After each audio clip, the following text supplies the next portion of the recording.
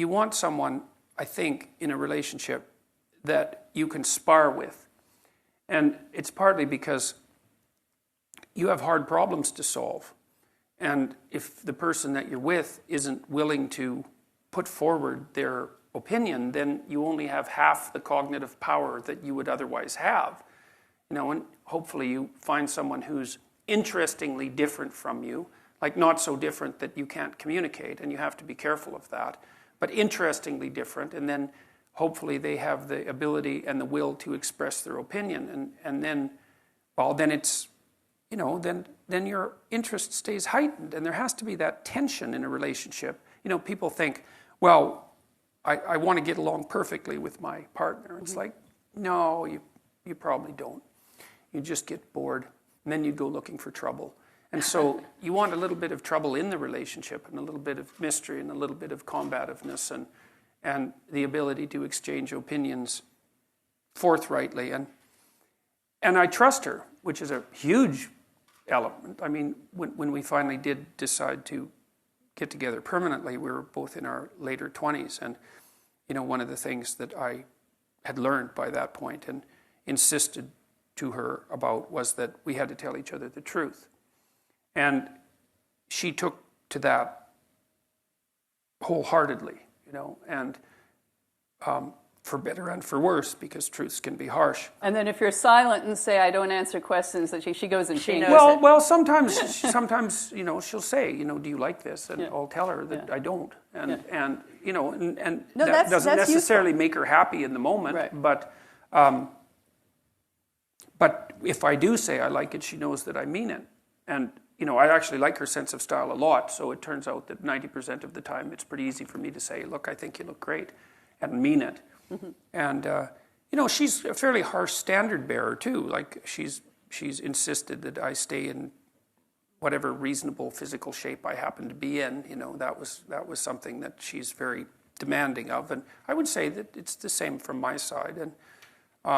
And we've been good at negotiating, which is, what do you want from a partner fundamentally? What do you want and need? I mean, the first thing is that, well, hopefully, you, like I said, you're blessed with the fact that you find each other attractive. And I think it's very difficult for the relationship to begin or proceed or sustain itself without that. But having that, then what do you want? Well, you want someone that you can trust. You want someone that you can build a view of the future with. And you want someone that you can negotiate with. And that's very hard to negotiate with people because they have to tell you what they think. They have to know what they want or figure it out. They have to tell you what they want. They have to be satisfied when they get what they want, which is also a very difficult thing to manage. And you have to continually update that because your life goes through different stages. And people also don't understand because they tend to think that, well, that all romantic interaction should be spontaneous. It's like, well, if that's your theory, then you might as well just give up right now if you're going to get married, because that, like, the only reason you can think that is because you don't have enough responsibility to make romantic entanglement virtually impossible. And what happens when you're married, especially when you have little kids, is that, and you both have a job, let's say, is you're so busy that the probability that you're going to find time for spontaneous mutual interaction decreases to zero. And so if that's what you're hoping for, then you're never going to have it. And so what you have to do is you have to make time for each other. And, if you're dating, when you're establishing a relationship, well, you put some effort into it. You decide that you're going to go out for dinner and you dress up to some degree and, you try to present yourself to each other in some halfway mutually acceptable manner. And you hope that there's going to be a positive consequence of that you're going to find each other attractive. But then people somehow think that once they're married that the same amount of effort isn't necessary, and that's wrong. I would say more effort is necessary on the same front. And you have to think it through. It's like, if you don't want to be bitter about the intimate element of your relationship, how much time do you have to spend together each week? And my rule of thumb, sort of derived from clinical observations, is that you need to spend 90 minutes a week with your partner talking. And that means you're telling each other about your life and staying in touch, so that you each know what the other is up to. and you're discussing what needs to be done to keep the household running smoothly, and you're laying out some mutually acceptable vision of how the next week or the next months are going to go together, right? So that keeps your narratives locked together like the strands in a rope. You need that for 90 minutes or you drift apart. And you need to spend intimate time together at least once a week, and probably more like twice.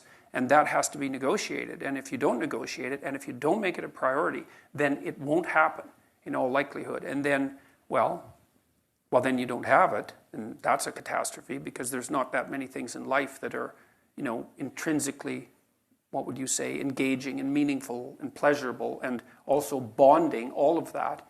And if you let that go, then, well, part of you dies and part of the relationship dies, and well, then there's always the possibility of becoming attracted by alternative entanglements, which you would do if you had any spirit left, right? I mean, that's the thing, is if your relationship at home is entirely unsatisfying sexually, what are you supposed to do with that? Nothing? You're supposed to just bear it? I mean, in one way, the answer is yes, because it's your marriage. But another way is, well, what, that's all the fight you've got in you? You're going to just let the erotic element of your life die and accept everything that goes along with that because you're not willing to cause a bit of trouble to ensure that it's maintained?